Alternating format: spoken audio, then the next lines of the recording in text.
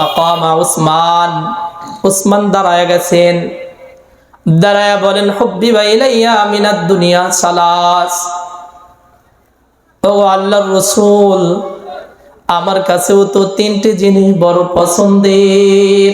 কয় জিনিস? আমার কাছেও তো অনেক জিনিস পছন্দের। কি বলেন? কারো কাছে গাঁজা পছন্দের, কারো কাছে বিড়ি পছন্দর, আছে না নাই? আমাদের কাছে অনেকের অনেক জিনিস পছন্দ। কারো কাছে জুয়ে খেলা বড় পছন্দের, কারো কাছে সুদ খাওয়া বড় পছন্দের, কারো কাছে হারাম খাওয়া বড় পছন্দের। এটা বড় পছন্দের জিনিস আমাদের কাছে। অথচ আল্লাহ পাক রব্বুল আলামিন বলেন ইয়া আইয়ুহাল্লাযীনা আমানু, হে আমার ইমানদার বান্দারা, ইমানদারেরা, ইন্নামাল খামরু ওয়াল মাইসিরু ওয়াল আনসাবু ওয়াল আজলাম। আল্লাহ পাক রব্বুল আলামিন বলেন আমার ইমানদারেরা, আমি আল্লাহ তোমাদের জন্য মদকে, নেশাকে হারাম করেছি। কি হারাম? নেশা হারাম না হালাল? আরো জোরে বলেন, নেশা হালাল না হারাম? আল্লাহ পাক রব্বুল আলামিন বলেন ওয়াল মাইসির, মাইসির মানে জুয়া খেলা। কি খেলা? জুয়া খেলা। জুয়া খেলা হালাল না হারাম? কার ভাষ্য এটা? বলেন না কার কথা? আল্লাহর কথা। আল্লাহ পাক রব্বুল আলামিন বলেন ওয়াল আনসাব ওয়াল আজলাম, মূর্তি এটা হালাল না হারাম? হারাম। বোঝেন তো এটা কি? মূর্তি হালাল না হারাম? আমাদের দেশের বহু ইমানদার আছে মূর্তির সামনেও যায় দাঁড়ায়, হালাল কাজের সামনে দাঁড়ায় না, হারাম কাজের কাছে দাঁড়ায়। ওয়াল আজলাম, আজলাম মানে হলো ভাগ্য নির্ধারণ করার তীর। এটা মক্কায় ছিল। আমাদের দেশে মনে করেন গণকদের কাছে হাত দেখানো, মনে করেন কয় দেখেন দিয়ে আমার হাত, আমার রাশি দেখেন তো আমার বিপদ আছে না নাই। দেখাই কি দেখায় না? বুদ্ধিবিটেরা বাড়ি বাড়ি আইসা মা বোনদের হাত চেক করে, কয় তোর তো মহা বিপদ আছে রে। এটা হালাল না হারাম? আল্লাহ বলেন রিজসুম, এটা হলো নাপাক অপবিত্র জিনিস, মিন আমালিশ শাইতান, এটা হলো শয়তানের কাজ, শয়তানের আমল হলো এটা। মদ খাওয়া শয়তানের কাজ, জুয়া খেলা শয়তানের কাজ, মূর্তি পূজা করা শয়তানের কাজ, ভাগ্য গণনা করা শয়তানের কাজ। রিজসুন এগুলো হলো নাপাক, এগুলো হলো শয়তানের কাজ। কিন্তু আমাদের দেশে যারা করে এরা শয়তান না মানুষ। আরে বলেন না কেন, এরা কি? রিজসুম মিন আমালিশ শাইতান। আল্লাহ বলেন ফাজতানিবু লাআল্লাকুম তুফলিহুন। ও আমার বান্দারা, ফাজতানিবু, তোমরা এই চার খারাপ কাজ থেকে তোমরা নিজেরা বাঁচো। কয় কাজ? চার খারাপ কাজ থেকে নিজেরা বাঁচে। 1 নম্বর হলো নেশা, 2 নম্বর হলো জুয়া, 3 নম্বর হলো মূর্তি, 4 নম্বর হলো এই ভাগ্য নির্ধারণ করা। এইগুলোর থেকে তোমরা নিজেরা বাঁচো। ফাজতানিবু বলে বাঁচবা কেন? লাআল্লাকুম তুফলিহুন, যদি তোমরা সফল হতে চাও, যদি তোমরা সফল হতে চাও তাহলে এই নিষিদ্ধ কাজগুলোর থেকে নিজেরা বাঁচো।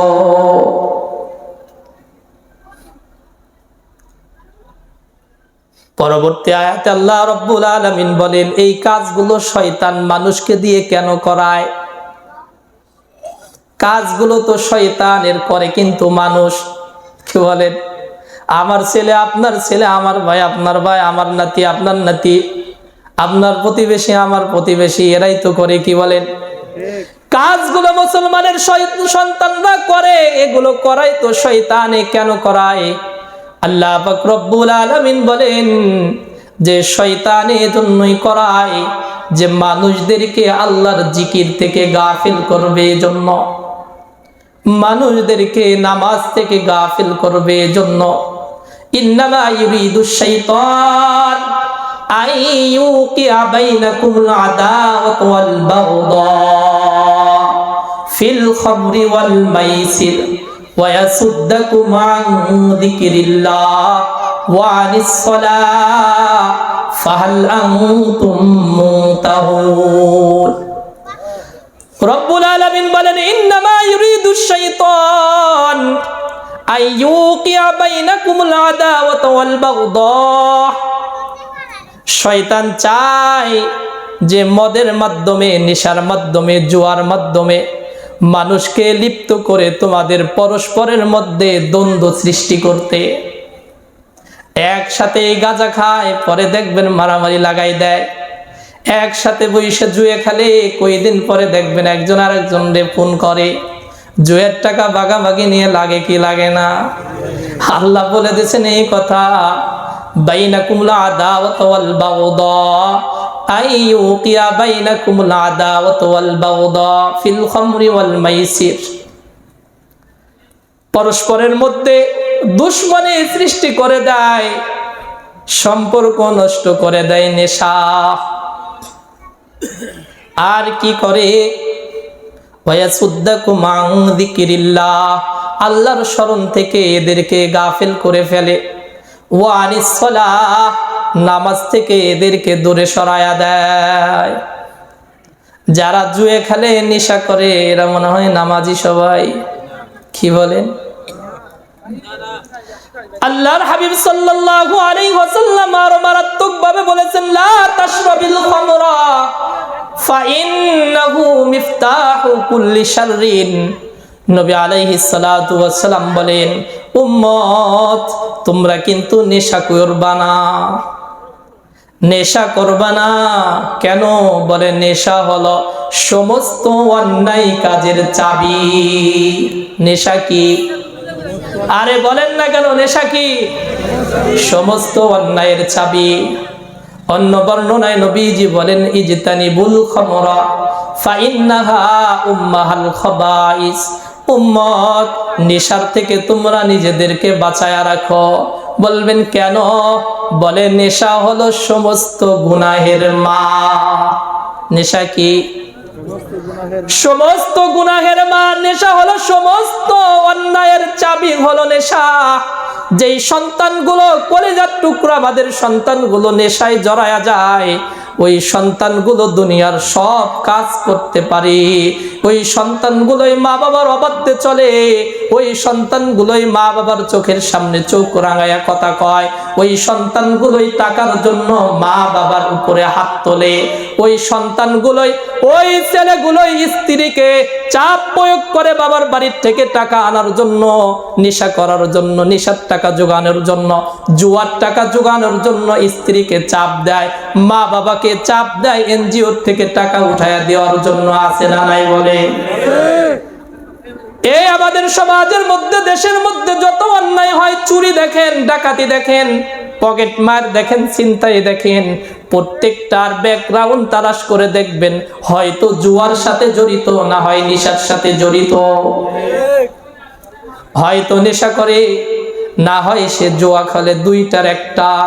কারণ নেশা হলো এমন বস্তুর নাম, নেশা খাওয়ার সাথে সাথেই ভালো মানুষ আর ভালো থাকে না। নেশা তার ব্রেনকে বিকৃত করে ফেলে। এজন্যই নবী যে বলেন, কুল্লু মুস্কিরিন খামরুন ওয়া কুল্লু মুস্কিরিন হারাম। প্রত্যেক নেশাদার দ্রব্যই হলো মদ। প্রত্যেক নেশাদার দ্রব্য কি? আমাদের দেশের পোলা মানে আপনি কিন্তু মদ খায় না। কি খায় না? মদ খায় না, খায় গাঁজা, খায় ইয়াবা। কি বলেন? বাবা খায়। এই যে আমাদের দেশের পোলা পানে বলবে যে হুজুর আমরা তো মদ খাই না, আল্লাহ মদের কথা বলছে। আল্লাহ পাক রব্বুল আলামিন মদের কথা বলছেন।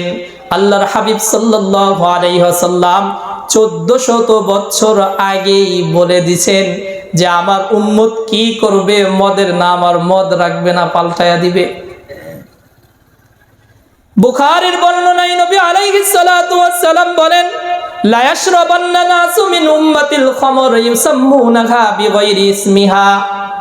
বিশ্বনবী মুহাম্মদুর রাসূলুল্লাহ বলেন, আমার উম্মতের মধ্য থেকে কিছু সংখ্যক উম্মত মদ পান করবে, নেশা করবে, কিন্তু তারা এই নেশাগুলোর নাম তারা পাল্টায়া দিবে। মদের নাম এখন মদ নাই, মদের নাম এখন ইয়াবা, মদের নাম এখন গাঁজা, মদের নাম, নেশার নাম এখন ফেন্সিডেল। এখন খায় এটাই কিছুই না, ইন্দোসন, নেশার ইন্দোসন পুশ করে। নবীজি বলেন ইউসাম্মুনাহা বিগাইরি ইসমিহা, যে তারা এই নেশার নামগুলোকে পাল্টায়া অন্য নাম রাখবে। এই কাজগুলো যখন সমাজের মধ্যে হবে, এই হাদিসের মধ্যে নবী আলাইহিস সালাতু ওয়াস সালাম আরেকটা গুনার কথা বলছেন। গুনার কথা বলে নবীজি ক্ষতির কথা বলেছেন।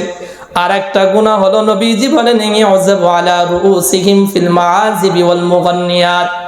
নবীজি বলেন আমার এই উম্মতের মধ্য থেকে যারা নেতা হবে, নেতাদেরকে আমার উম্মতেরা সম্মান করবে, সংবর্ধনা জানাবে গানের মাধ্যমে, বাদ্যযন্ত্রের মাধ্যমে, গায়িকা নায়িকাদের মাধ্যমে তাদেরকে সম্মান জানানো হবে। এমনটা আমাদের দেশে মনে হয় না? হয় নাকি? খুব খেয়াল করেন, ক্ষতি কি এবার ক্ষতি শোনেন। কয়েকদিন আগে ভূমিকম্প হয়েছে নাকি? বাংলাদেশে ইতিপূর্বে যতবার ভূমিকম্প হয়েছে এত ক্ষয়ক্ষতি হয়েছে নাকি? হয় নাই। এত বিল্ডিং ধসে পড়ে নাই, এত মানুষ মারা যায় নাই, মানুষের এত ক্ষতি হয় নাই। এগুলো কেন হয়? এগুলোর কারণ হলো এই যে দুইটা গুনাহ বললাম, একটা হলো নেশা, আর একটা হলো গান, বাদ্যযন্ত্র, গান। এই দুই কারণে নবীজি বলেন ইয়াকসিফুল্লাহু বিহিমুল আমুদ, আল্লাহ পাক রব্বুল আলামিন ভূমিকম্প দিয়ে এই জাতিকে ধ্বংস করবে, ভূমিকম্প দিয়ে মাটির মধ্যে এদেরকে ধসায়া দিবে। ওয়ায়াজালু মিনহুমুল কিরাদাতা ওয়াল খানাজির, আর এই উম্মতের যারা এই অভ্যাসে অভ্যস্ত হবে, এদের চেহারাগুলো আল্লাহ তাআলা কুকুরের মতো, বানরের মতো বানায়া দিবে। কিসের মতো হবে? বানরের মতো হবে, শুকুরের মতো হবে। এখন বলতে পারেন হুজুর আমাদের গ্রামে তো অনেক নেশার সাথে অনেক ছেলে জড়িত, গান বাদ্য নিয়ে অনেক ছেলেরা মাতলামি করতে থাকে, বক্সের আওয়াজে হুজুর ঘুমায় না, বুড়েগার যত সমস্যা, নামাজিগার যত সমস্যা, হুজুর ওদের তো কিছুই হয় না। মুহাদ্দিসিন ইকরামের কয়েকটা ব্যাখ্যা করেছেন। মুহাদ্দিসিন ইকরাম এক ব্যাখ্যা করেন যে এক জামানা আসবে, এক সময় এমন হবে যে হুবহু এই অন্যায়ের মধ্যে যারা লিপ্ত থাকবে, সকালবেলা ঘুম থেকে আয়নার সামনে দাঁড়াবে, দাঁড়ায়া দেখবে তার চেহারা, কারো চেহারা বানরের আকৃতি হয়ে গেছে, কারো চেহারা শুকরের আকৃতি হয়ে গেছে। তখন এই মানুষগুলো তওবা করবে, কিন্তু আল্লাহ আর কাজ করবে না। আর এক ব্যাখ্যা হলো আল্লাহ পাক রব্বুল আলামিন যারা এই গুনার মধ্যে লিপ্ত থাকবে, ওই সমস্ত ছেলে মেয়েদেরকে, ওই সমস্ত যুবক যুবতীদেরকে যারা এই গুনাহগুলোর মধ্যে লিপ্ত, তাদের দিলকে আল্লাহ তাআলা বানরের দিলে পরিণত করবে, শুকরের দিলে পরিণত করবে। কারণ ওদের আচরণ বানরের মতো হবে, শুকরের মতো আচরণ হবে। আসলে হয় কি হয় না বলেন?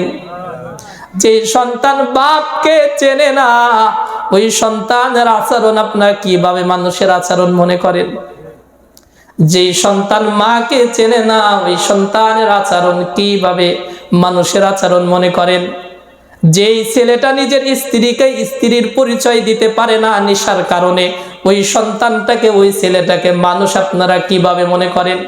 নিজের কলিজার টুকরা জন্ম দিয়েছে যেই সন্তানগুলোকে, তাকে তাদের সন্তানের অধিকার নেশার কারণে, জোয়ার কারণে যেই সন্তান দিতে পারে না, আপনারা ওই মানুষটাকে, ওই বাবাটাকে, যেই বাবা নিজের ছেলে মেয়েদেরকে বাবার পরিচয়ে বড় করতে পারে না, অধিকার দিতে পারে না, ওই বাবাটাকে আপনারা কিভাবে মানুষ মনে করতে পারেন? বাস্তব না অবাস্তব বলেন? আমাদের পছন্দ হলো গুনার দিক। নবী আলাইহিস সালাতু ওয়াস সালামের সাহাবায়ে কিরামের পছন্দ কেমন? হযরত উসমান রাদিয়াল্লাহু তাআলা আনহু বলেন হুব্বিবা ইলাইয়া মিনাদ দুনিয়া সালাস, ওগো আল্লাহর হাবিব আমার কাছেও তিনটা জিনিস বড় পছন্দের। বলে কি? হযরত উসমান গনি রাদিয়াল্লাহু তাআলা আনহু বলেন আতাইমুল জিয়ান ওয়া কিসওয়াতুল উরিয়ান ওয়া তিলাওয়াতুল কুরআন। হযরত উসমান রাদিয়াল্লাহু তাআলা আনহু বলেন, আমার কাছে বড় পছন্দের হলো 1 নাম্বার ক্ষুধার্ত ব্যক্তিকে খানা খাওয়ানো আমার কাছে বড় পছন্দের। আমাদের দেশে অনেক মানুষ আছে নিজে আশেকে রাসূল দাবি করে, কিন্তু বাড়ির পর ভিক্ষা নেওয়ার জন্য ঢুকলে তাকে দাবড়ায় বার করে দেয়। মাদ্রাসা মসজিদের চাঁদা চাইতে গেলে দেয় না, এটা বন্ধ করে দেয়। হুজুরের টিফিন কারির বাটি গিলি পারেও ফেরত পাঠায়া দেয় কি দেয় না? নবীকে কিন্তু বড় ভালোবাসি, স্লোগান দেয় আমি নবীকে বড় মহব্বত করি। মসজিদের বেতন বন্ধ, মাদ্রাসায় চাঁদা দেয় না, টাকা দেয় না, ওয়াজে চাঁদা দেয় না, টাকা দেয় না, অথচ নবীর আশিক, নবীর সাহাবা ইকরামের জিন্দেগি কেমন? হযরত উসমান বলেন, ইতামুল জিয়ান, আমার কাছে 1 নম্বরের পছন্দ হলো ক্ষুধার্ত ব্যক্তিদেরকে খানা খাওয়ানো। বলে 2 নম্বরের পছন্দ হলো ও কিসওয়াতুল আউরিয়ান, বস্ত্রহীনদেরকে বস্ত্র দান করা। বস্ত্রহীনকে কি দেওয়া? আমাদের দেশের নেতারাও কিন্তু বস্ত্রহীনকে বস্ত্র দেয়, কিন্তু সাহাবীদের দেওয়া আর আমাদের দেশের নেতারা দেওয়ার মধ্যে বড় ব্যবধান। যাকাতের কাপড় দেয়, যাকাতের লুঙ্গি দেয়, যাকাতের শাড়ি দেয়, মশারি তো ভালো, এর থেকেও বেশি ভাষা দেখা যায়। আবার দেয় তো দেয়, আগের দিন স্লিপ দেয়া দেয়, পরের দিন অমুক মোড়ে যাওয়া লাগবে, সেখানে যাবে, লাইন ধরে দাঁড়াবে, এরপরে অডিও হবে, ভিডিও হবে, এরপর তারপরে হাতের উপরে লুঙ্গি দিবে, ধরবে আর ছবি তুলবে। আছে না নাই? দান যদি করতে হয় গোপনে করো। যে মানুষটার বাড়ির উপরে টোকেন দিয়ে তুমি ডাইকা তোমার বাড়িতে নিলা, এই মানুষটাকে অপমান করা হলো। এত শীতের কম্বল দিও না, বরঞ্চ তাকে অপমান করা। শীতের কম্বল যদি দিতে হয়, তার ঘরের দরজায় সামনে আইসা তুমি রাতের অন্ধকারে রেখে যাও। রাতের অন্ধকারে কেউ জানে না, তুমি তার বাড়ি আইসে তাকে দাইকে উঠে হাতে দিয়ে যাও, বা তার দরজার সামনে তুমি রেখে যাও। তুমি এটা পারো না, টোকেন দিয়ে যাও, আবার বলে দাও অমুক জায়গা যাওয়া লাগবে। এই মানুষটা এদিকে নিজেও অভাবী, আবার লজ্জাও লাগে। আবার অনেকে এমন হয় নিজেরটা নিজে লজ্জায় যাইতে পারে না, পাশের বাড়ির আর একজনকে বলে, ভাবি আপনি আমারটা এনে দিন, আমার লজ্জা করে। কোনোদিন তো যায় এগুলো আনি নেই, দাঁড়াই নেই কোনোদিন এই লাইনে, কিন্তু এখন অভাবে পড়ছি, যাইতে লজ্জা হয়, কেমনে যাই? আছে না নাই বলেন? সাহাবা ইকরামের জিন্দেগি কেমন ছিল? হযরতে উসমান দিতেন কেমনে? গোপনে দান করতেন, এভাবে মানুষকে অপমান করার দান করতেন না। এজন্য দান সদকা যদি করতে হয় মানুষকে অপমান করার জন্য না, আমি দান করব আমার ভালোর জন্য, আমার মাওলাকে রাজি করার জন্য, দুনিয়ার কোন মানুষকে দেখানোর জন্য না। 3 নম্বর হযরত উসমান রাদিয়াল্লাহু তাআলা আনহু বলেন, ওয়া তিলাওয়াতুল কুরআন, আমি উসমানের কাছে বড় পছন্দ, বড় ভালো লাগে মাওলার কুরআনের তেলাওয়াত। হযরত উসমান রাদিয়াল্লাহু তাআলা আনহুর কাছে ভালো লাগে কুরআন তেলাওয়াত। যখনই সুযোগ পায় তখনই কুরআন তেলাওয়াত করে, যখনই সুযোগ পায় তখনই কুরআন তেলাওয়াত করে। আর কুরআন তেলাওয়াত তো এত মধুর, এত মজার তেলাওয়াত, এত মজার বস্তুর নাম হলো কুরআন। হযরতে আলী রাদিয়াল্লাহু তাআলা আনহু বলেন, তোমাদের কারো যদি মনে চায় যে তুমি আল্লাহর সাথে কথা বলবা, আল্লাহর সাথে যদি তোমাদের কারো গল্প করতে মনে চায়, তাহলে কোরআন তেলাওয়াত করা শুরু করবা, মাওলার সাথে গল্প শুরু হয়ে যাবে। হযরত উসমান রাদিয়াল্লাহু তাআলা আনহু কোরআনকে বড় মহব্বত করতেন, কোরআন তেলাওয়াত বড় পছন্দ করতেন। জিন্দেগীর শেষ সময় এমন হয়েছে, দুশমনেরা উসমান রাদিয়াল্লাহু তাআলা আনহুকে অবরোধ করে ফেলছে। উসমান রাদিয়াল্লাহু তাআলা আনহুর পিছনে যারা ফজরের নামাজ আদায় করছে, ওই মানুষগুলো উসমান রাদিয়াল্লাহু তাআলা আনহুকে হত্যার জন্য ষড়যন্ত্র শুরু করছে। উসমান রাদিয়াল্লাহু তাআলা আনহু রোজা রাখছেন, ঘরের ভিতরে আবদ্ধ, বের হতে পারে না, দুশমনেরা চতুর সাইডে ঘেরা। রোজা অবস্থায় রয়েছে, কোরআনে কারিমার তেলাওয়াত করে হযরত উসমান রাদিয়াল্লাহু তাআলা আনহু। এই অবস্থা দেখে হাসান হুসাইন আসছেন, উসমান রাদিয়াল্লাহু তাআলা আনহুর কাছে যায় বলেন, চাচা যান, আপনি অনুমতি দেন, যেই দুশমনেরা আপনার বিরুদ্ধে আচরণ করে, আপনাকে অবরোধ করে রাখছে, তাদের সকলকে আমরা দুই ভাই হত্যা করে ফেলব। উসমান রাদিয়াল্লাহু তাআলা আনহু বলেন, না না, আমি তোমাদেরকে অনুমতি দেব না। বলে কেন? বলে আমি সাহারি খাইছি দুনিয়ায়, এই মাত্র আমার তন্দ্রা আসছে, আমার তন্দ্রার মধ্যে আল্লাহর রাসূল আমাকে বলছে, উসমান, দুনিয়ায় তুমি সাহারি খাইছো, ইফতারিটা আমি মুহাম্মদুর রাসূলুল্লাহর সাথে তোমার হবে। এজন্য দুনিয়ার কোন শক্তি আমাকে ঠেকাই রাখতে পারবে না আজকে শাহাদাতের মালা পরানোর থেকে। এভাবে বেলা গড়তে গড়তে এক পর্যায়ে এমন হয়েছে, উসমান রাদিয়াল্লাহু তাআলা আনহু তো বসছেন, কোরআনের তেলাওয়াত করতেছেন, দুশমনেরা বাড়ির পিছন দিয়ে দেওয়াল টপকায়া ভিতরে ঢুকছে, ঢুকা উসমান রাদিয়াল্লাহু তাআলা আনহুর উপরে তরবারি দিয়ে আঘাত করছেন। উসমান রাদিয়াল্লাহু তাআলা আনহুর সামনে কোরআনে কারীম, কোরআনের উপরে হযরত উসমান এভাবে ঢলে পড়ছেন। উসমান রাদিয়াল্লাহু তাআলা আনহুর ব্যাপারে কিতাবের ভিতরে ঘটনা আসছে, হযরত উসমানের শরীর থেকে সর্বপ্রথম যে রক্ত ফোঁটা বের হয়েছে, ওই রক্ত ফোঁটা কোরআনের কারিমার পৃষ্ঠার উপরে, অক্ষরের উপরে পড়ছে। যেই হরফগুলোর উপরে পড়ছে, আয়াতের উপরে পড়ছে, এই আয়াত হলো ফাসায়াকফিকাহুমুল্লাহ, ফাসায়াকফিকাহুমুল্লাহ। আল্লাহ পাক রব্বুল আলামিন বলেন, ফাসায়াকফিকাহুমুল্লাহ, আল্লাহ তাআলাই তাদের জন্য যথেষ্ট। যারা শাহাদাত বরণ করে, আল্লাহর হাবিব সাল্লাল্লাহু আলাইহি ওয়াসাল্লাম বলেছেন, আমার সাহাবায়ে কেরাম যে যেভাবে শাহাদাত বরণ করেছে হাসরের ময়দানে, সে যে শাহাদাত বরণ করেছে এর সাক্ষী হবে, কারো সাক্ষী হবে তার হাতের তরবারি, কারো সাক্ষী হবে তার হাতের ঢাল, কারো সাক্ষী হবে তার জামা, কারো সাক্ষী হবে তার শরীরের রক্ত, কারো সাক্ষী হবে তার ঘোড়া। এভাবে এক একজনের এক একটা জিনিস সাক্ষী হবে। আর হযরত উসমান রাদিয়াল্লাহু তাআলা আনহুর শাহাদাতের সাক্ষী হবে কোরআনে কারীম। সুবহানাল্লাহ।